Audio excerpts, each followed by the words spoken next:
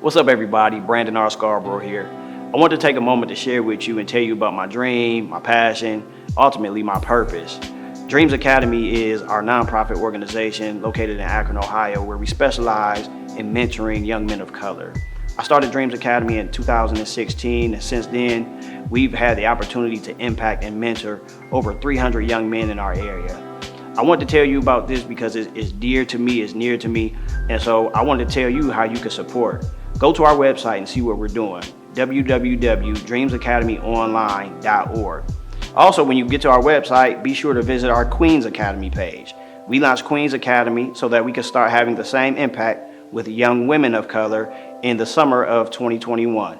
It's been a great journey, and we look forward to impacting more and more young people. We need your help. Consider today making a donation to Dreams Academy so that we can keep impacting more and more young people. You can give online right at our website. You can give through Cash App, Dreams Academy. You can also text to give by texting DREAMS to 44321. If you are unable to donate now, that's completely fine. We still want to connect with you. Visit us on Instagram at Dreams Academy USA and Queens Academy USA. You can join us on Facebook at Dreams Academy and Queens Academy, or go to our website and fill out the Contact Us form and leave us your email address so we can add you to our email list so that you will get our newsletter so you can stay up to date with everything that's happening with our organization. Whatever you decide to do, however you connect with us, we're grateful for the connection. Thank you so much in advance for your support. Welcome, everyone. Welcome to a new season of Dear White Teacher. Happy New Year, happy holidays. Hope everyone had a restful, relaxing holiday season.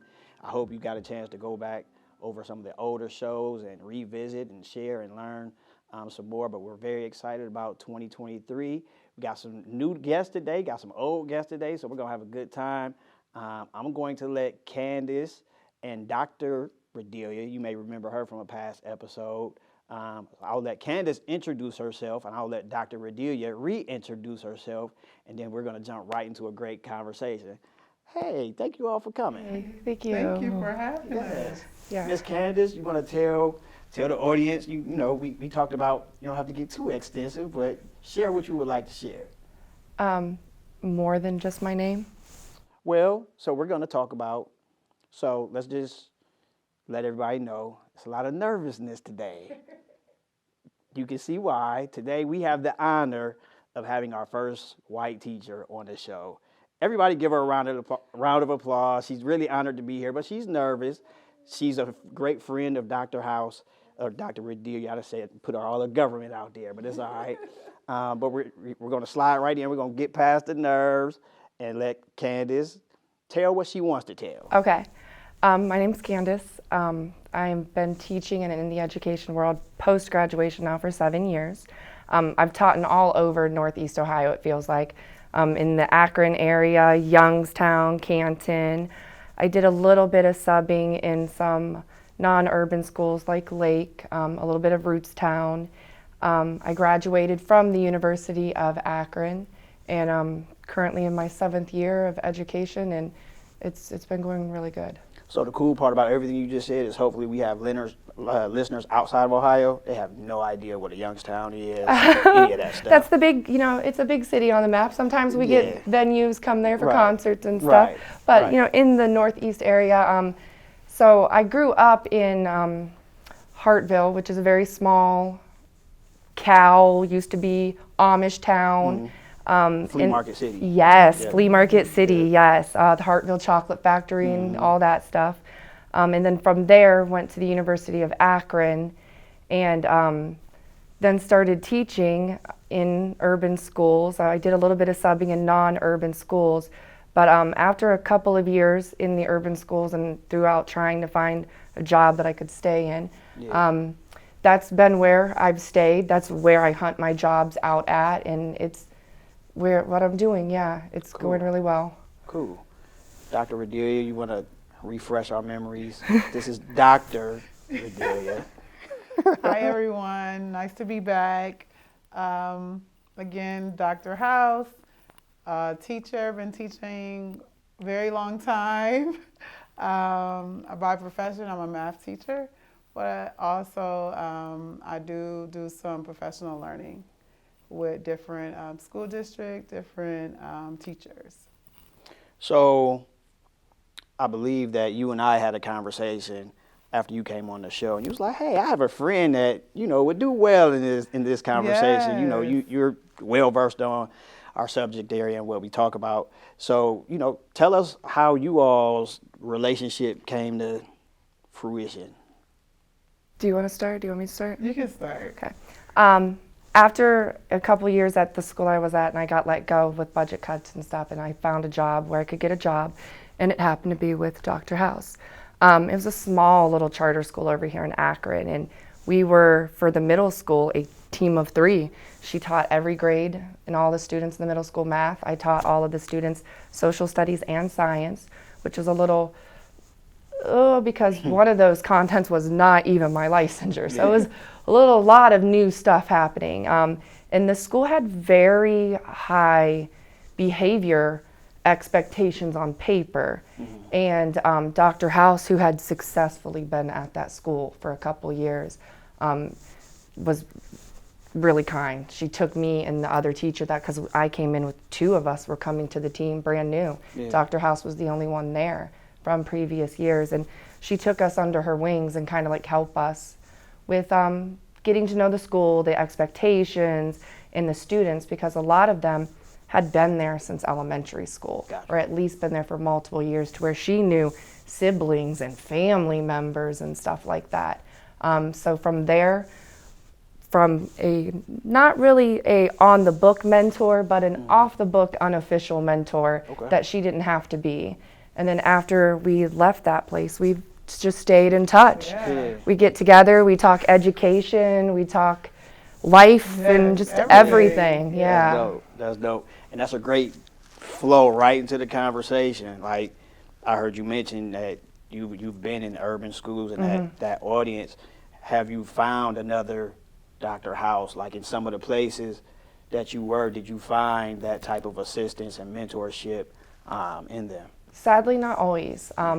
Because of distance and where you can get a job and budget cuts, like I've moved schools more than I would have liked to. But in all of them, you don't always find a Dr. House. Right. I've been fortunate enough to where the other school that I was in a few years, I did have a solid mentor like that. He took me under his wing, would give me little tips of advice and help me out. But it's not always that way, no.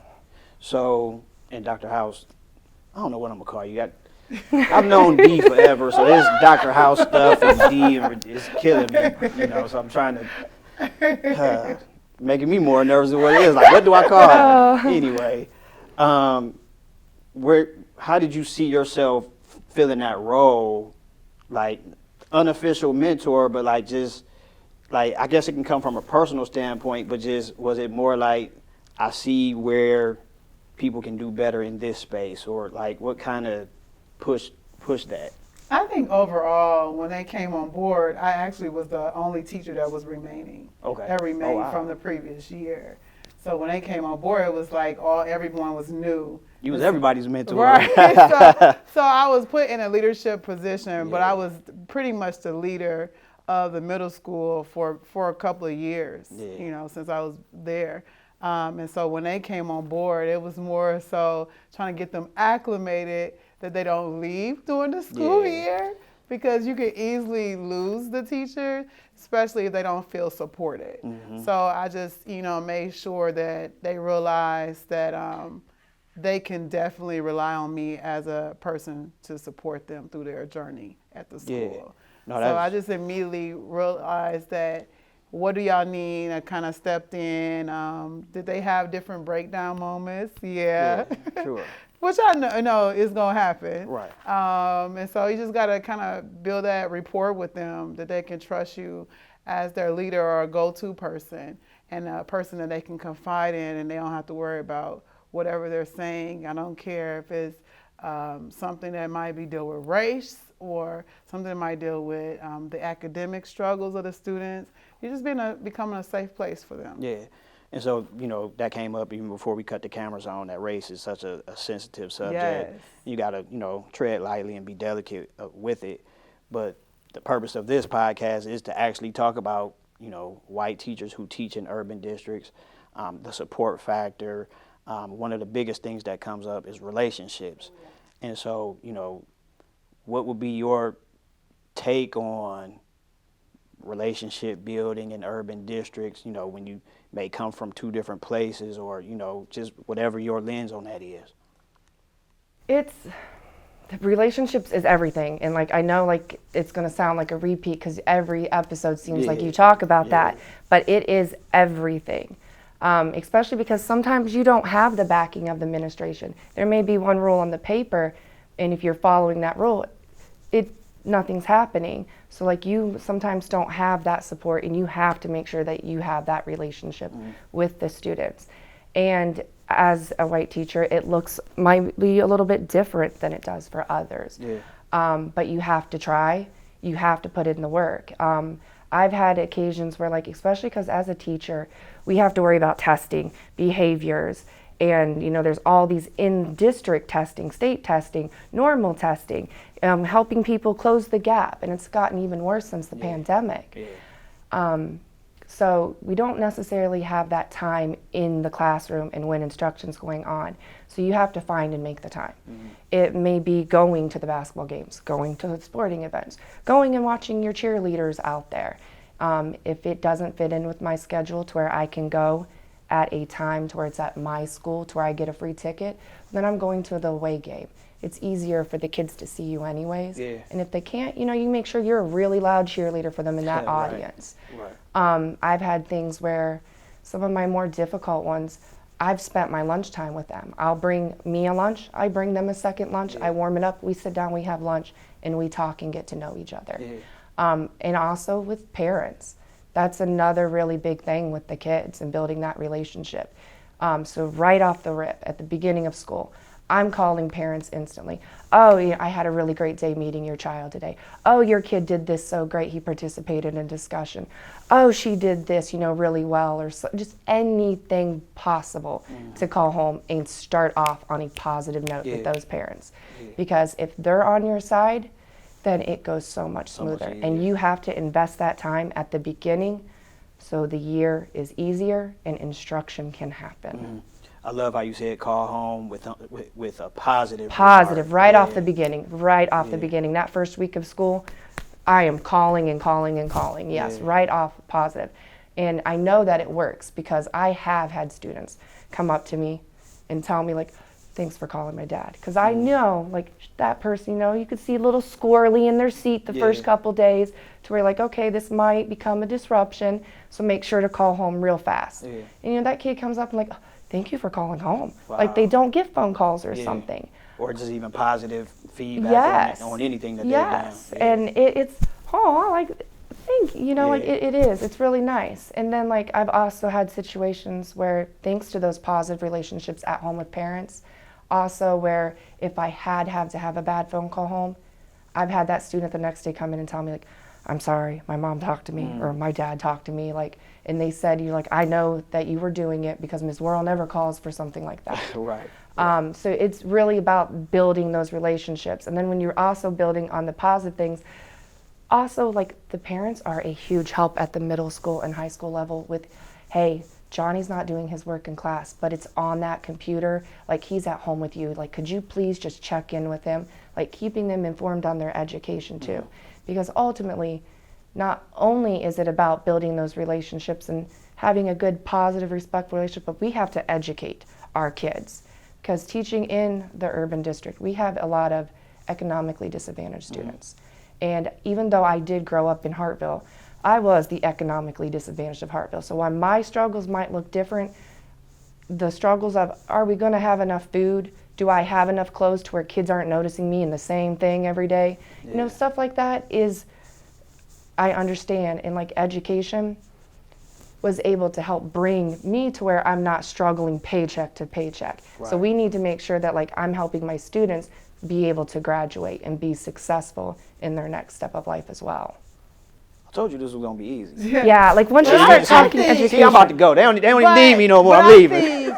Overall, working with Miss Worrell, she's definitely telling the truth about herself. That's one thing I've noticed about her head on when she first started was contacting the parents.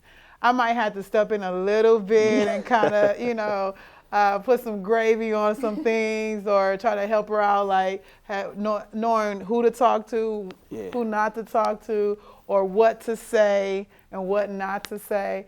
But the one thing about Miss Worrell, she was very open to any help that I can possibly give her. Yeah. And actually the whole team.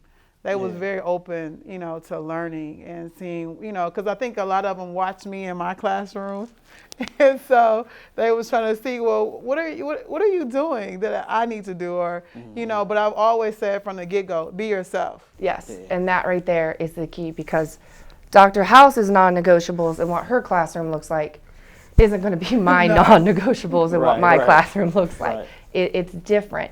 But that be yourself. And that's something that I keep with me and stick with me.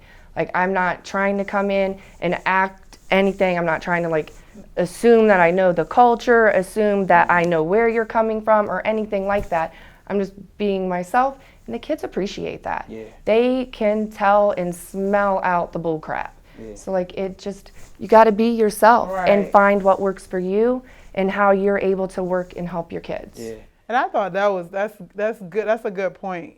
And that's what made us a unique team, because what I probably wouldn't put up with, I think she would probably put up with. Yeah.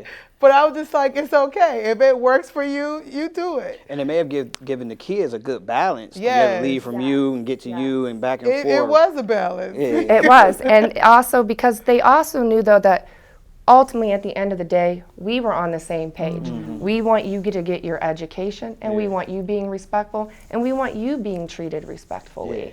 And so, if there's an issue, they know we're going to have each other's back, and we're both going to be there to help the kid. Yeah.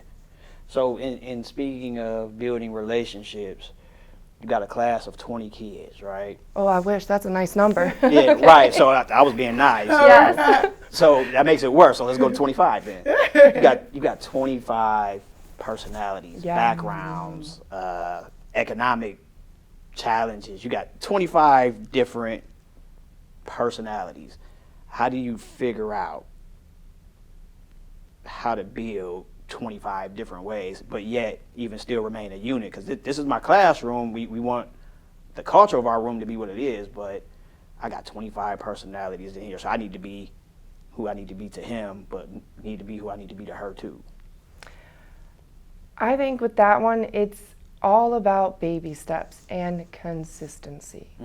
So, and then it also comes back to being yourself too, though, because when the kids come in my room, they know I'm going to be the same today that I am going to be tomorrow. My expectations are going to be the same, but I'm also going to be the same. I'm a nurturer, big nurturer. They know that's, so if you think you're hungry, you need a Band-Aid. Yeah. They know where to come. But the expectations and everything are still the same. So at the beginning, you're standing at that door. Hello, good morning. Oh, I'm glad you're back today. Yeah. It just starts right there, that first positive interaction. Yeah. And then as you're in the room, you keep that positive interaction. You have to be a role model. You have to model the behavior. So always keeping yourself calm, not responding to the little things when Johnny's trying to get your irritation, trying to push the buttons. You don't respond, you got to stay above the line and stuff like that. Remain calm, just be consistent, check in with all your kids, make sure that you're paying attention to everybody. If somebody's not doing work, you can see, if you're observing your class and keeping an eye out, you can see that little Johnny's not working. Make your way over there to see what's going on.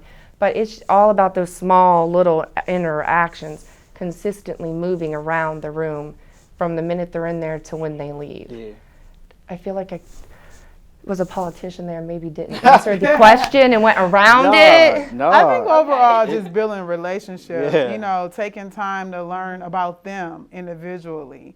What they like. Some are gamers, some are not. Some of them like to read books. Some Music of them is and just trying to see and trying to find things that you might have that is in common. And so you start to talk about those things. Like I'm a big LeBron James fan, and so a lot of times when I say I'm a LeBron James fan, it's over. Yeah. So So And that's then an we easy get- one because everybody might not be Right. Kobe better than Right, him. You know, you right. get that so whole it was thing. a lot of that too. But it was okay. Yeah. And I think even Connection point. Yeah. So you get a chance to connect. But I think even when we was working together, is helping Ms. Worrell see it's okay to be stern. Yes, yes. Because that's another thing too. Like, you sometimes, like, you don't want to. Sometimes, and that's another thing, teachers, and I think that's something that you gotta get over time. Yes. And it comes with time of teaching that it's okay to say no to the kids. Yes. Yeah. Like, the expectation and have a high bar, it's okay. And it's okay to say no. Like, we're not there to be friends. It's to educate you, to help you, and yeah. So, like, just to be there, in that way. But, like, if you say no, it's okay. Yeah. Because if you need my help, I'm still going to be there to help you. Like, yeah. And I think even with parents Yes. saying, I had to say it's okay if you do not accept that type of behavior, you tell the parent, Yeah. I don't accept that type of behavior. Yeah. And if they're combative, you just continue to tell them, I don't accept that type of behavior in this classroom. And that's where the consistency comes Yes. in and is so key, because you can't let it go sometimes and then sometimes not. Like, it has to be every day. Yeah. Even if kids don't know what consistent means, they appreciate the behavior and Yes. the pattern of it. Yes, they do. And I think one thing with working with Ms. Worrell, if she didn't know what to do, I'm probably going to see her around the corner. Yeah. Dr. House, asking Yeah. questions or getting my opinion or trying to give her direction on how to handle a certain matter. Yeah. And so she can be successful. Yeah. And I think that really brought us into having a better relationship as coworkers and as a team, that we can really lean on each other. Yeah. And tapping into our strengths and weaknesses. One thing with Worrell, she'll have some candy, she'll have different things. And I'm probably like, no, Johnny don't need that.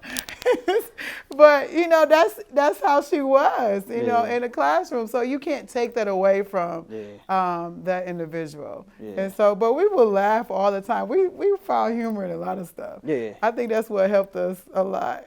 Laugh to keep from Laughter. crying. Yes, yes. Laughter. Even when she had her moments, Yeah. it's like, oh, this is just a little icing on the cake.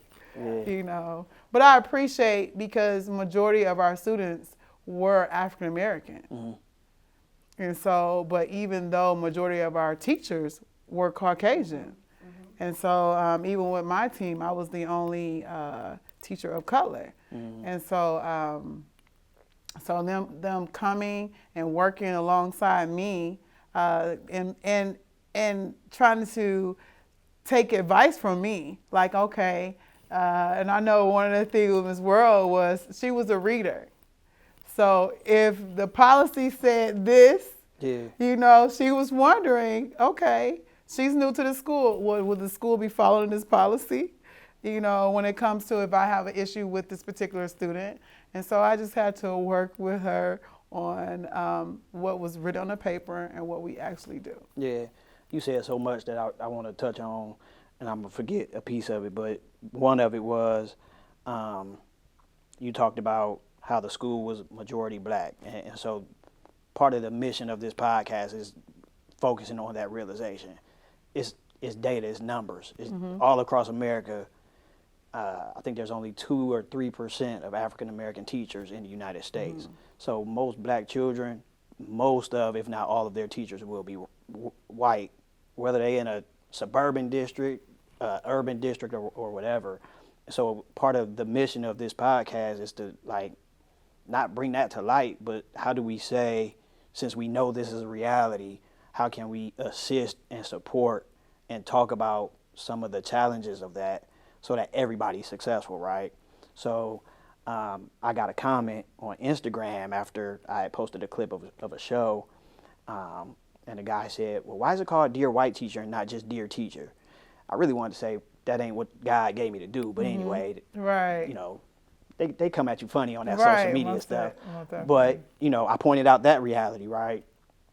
And he said, well, I feel like you're apologizing for the realities of black children.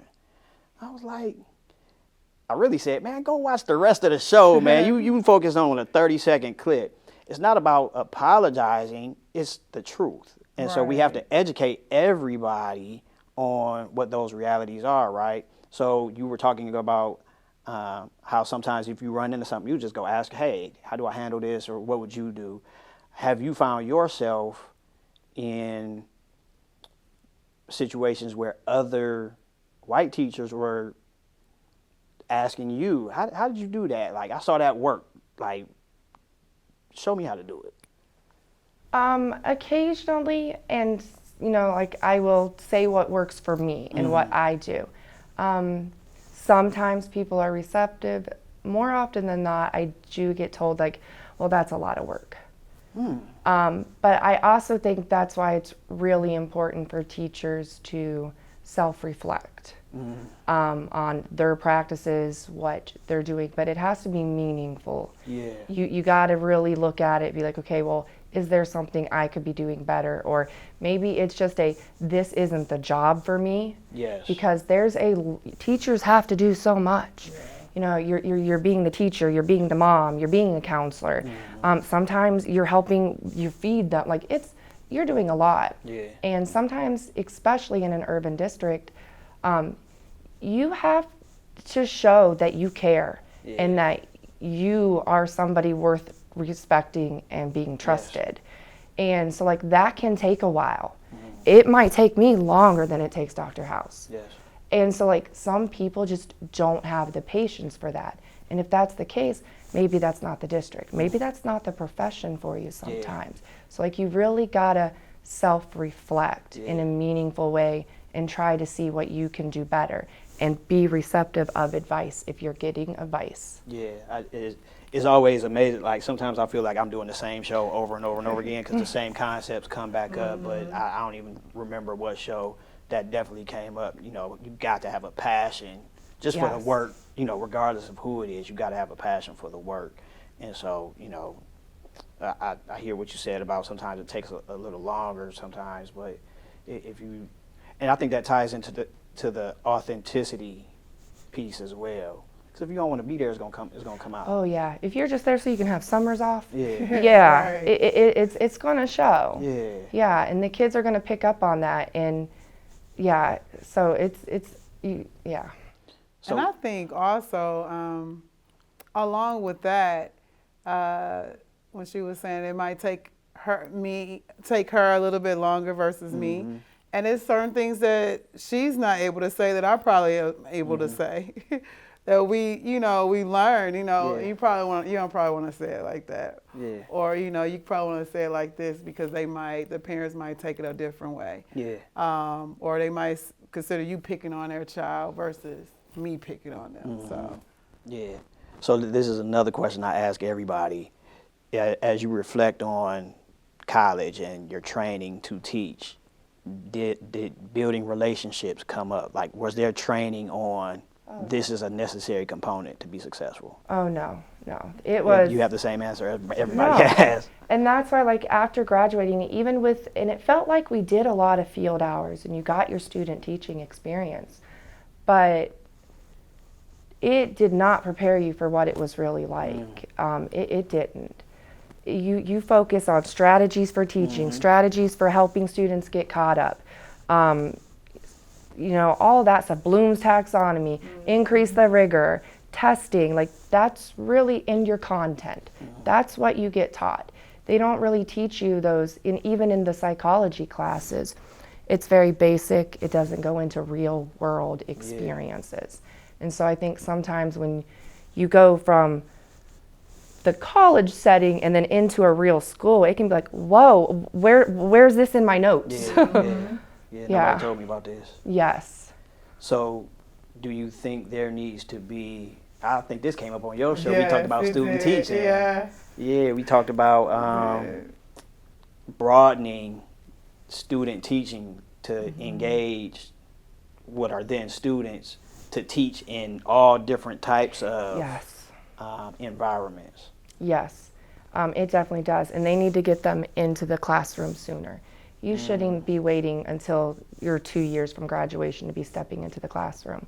You need to be in there sooner, seeing what it's really like and making sure that that's the work that you're passionate about and that that's where you should be. Yeah. I hadn't thought about that part. Yeah. I mean, I don't know if maybe it's changed since I've graduated, No, I but think that's a good it was point. junior year. Yeah, I think that's a good point. I mean, and I think, you know, a lot of times student teaching is at one school and you're there the whole time. And I think it will help, and I might have brought it up on my last podcast, that it will help if they put them in different areas. Yeah. You know, put them in an urban area. Put it in a more of a mixed area. Just give them a variety, so they can be prepared. Because I think when we was on a team together, we had some incoming teachers on our team. So even though I was the veteran teacher and she was probably the second, they were brand new. Yes, let that set in. My first year there, and I already was second in row for seniority. Wow. Did the other ones make it through the year?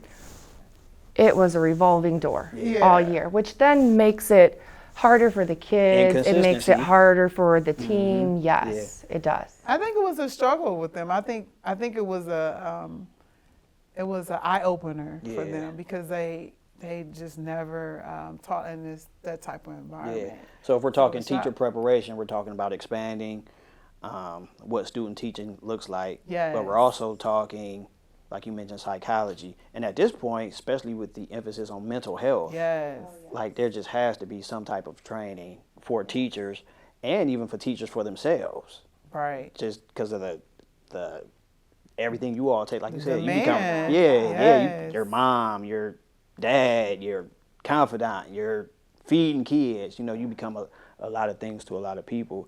So should colleges be focusing on the development of, we really need these teachers to understand that building relationships is a key to successful classrooms? Building relationships, it's a difference between building a relationship and giving a child whatever they want. Oh, absolutely. That's not building a relationship. A lot of times. So I feel like you're saying you see a lot of teachers giving kids whatever they want because they might think that that's how you build relationships. That's true. And then also try to appease them. I don't want Johnny acting up. So let me give them whatever they want. And just learning. I always have a philosophy. You're not preparing kids just for right now. You're preparing them for the future. And they're not going to, in life, get everything they want. And so you have to tell them no. You have to teach them that.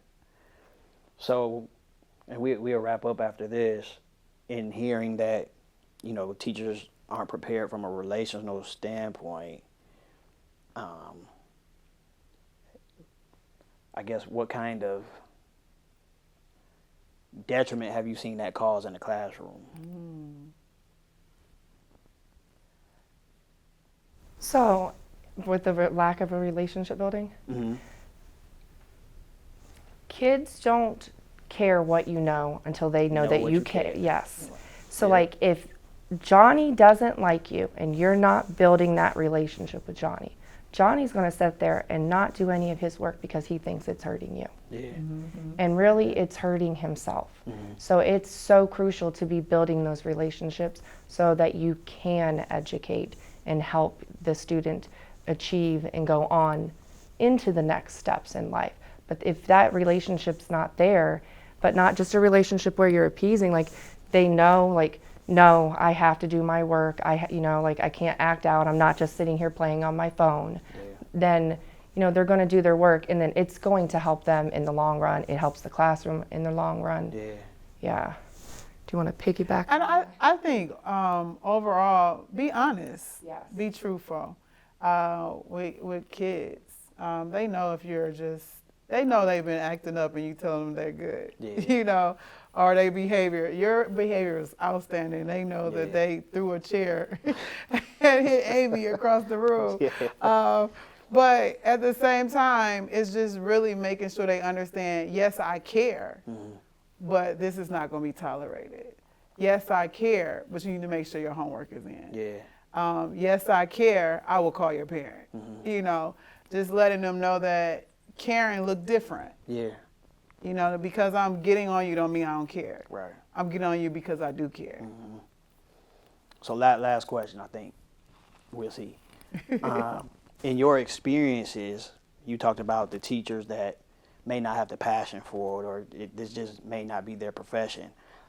Do you feel as fellow staff members accountable to not tell them to quit, but mention like this might not be the job for you? Because you got a lot at stake. You know, if we can see school starts in September, if we can see by November, this is not cutting it for you. And if you also see that they're not open to suggestions, what happens? Either they're going to continue to try to stay there and eventually they'll pull themselves out, or they'll just get overwhelmed. Yeah. And it's just too much for them, and they like, I need to leave. Yeah. One thing in the charter school world, it's probably easier for teachers to leave. Yeah. It's nothing for you can see a teacher 1 week, and they can leave during lunchtime. And so it's nothing if it's that stressful. It's just making sure, at the end of the day, just making sure they get whatever they need to be successful.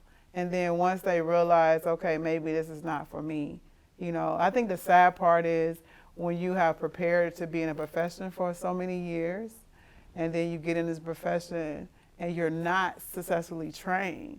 You get in and you like, oh, I wasted 4 years of my life. What am I going to do next? Yeah. So they like, okay, let me figure out, I have to try to get through this because I don't know what else to do. I've trained to be a teacher for 4 years. So, you know, it's hard for them to just say, no, this is not for me. Yeah. And at 4 years now, I got $60,000-$80,000 Right. school loans, It's a student and a family loans, to take care of right. with myself or whatever. So they're going to Yeah. try to make it work. They're going to try to make it work. They might not be I would say a great teacher, but they're going to try to make it work because they got a livelihood they need to take care of. Yeah.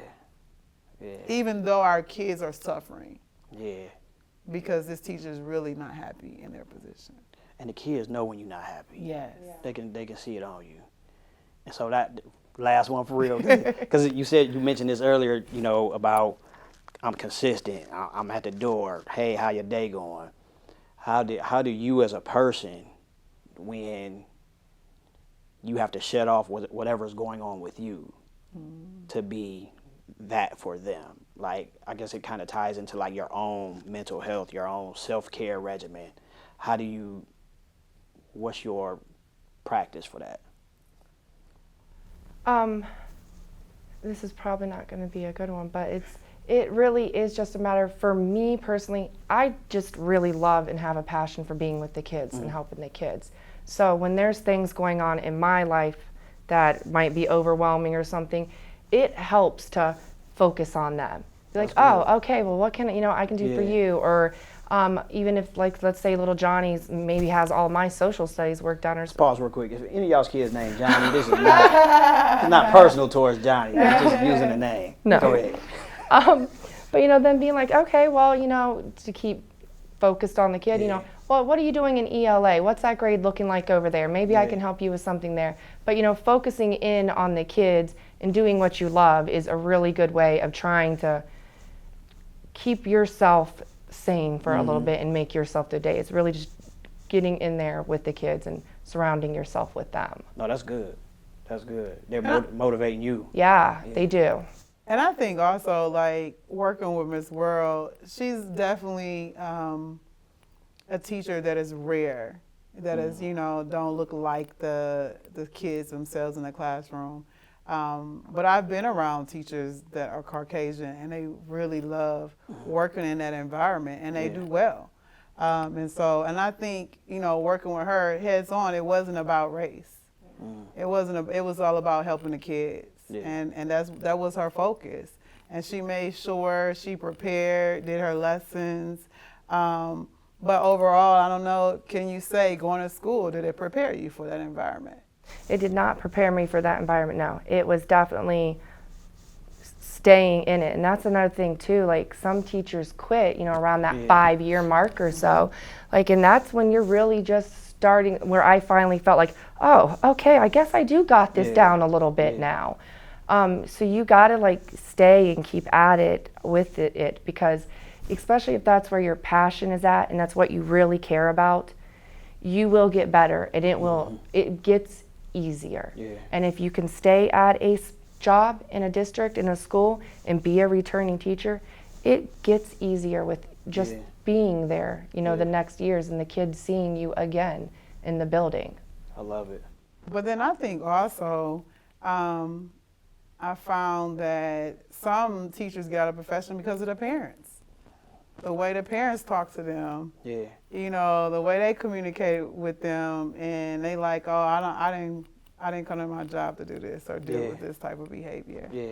And one of the things I often think about is a lot of teachers get into the profession thinking they're going back to the suburban school where their mom taught at, where their dad taught at, but they stay for 30, 40, 50 years. There's no job opening till they decide to retire. Right. So guess where I have to go?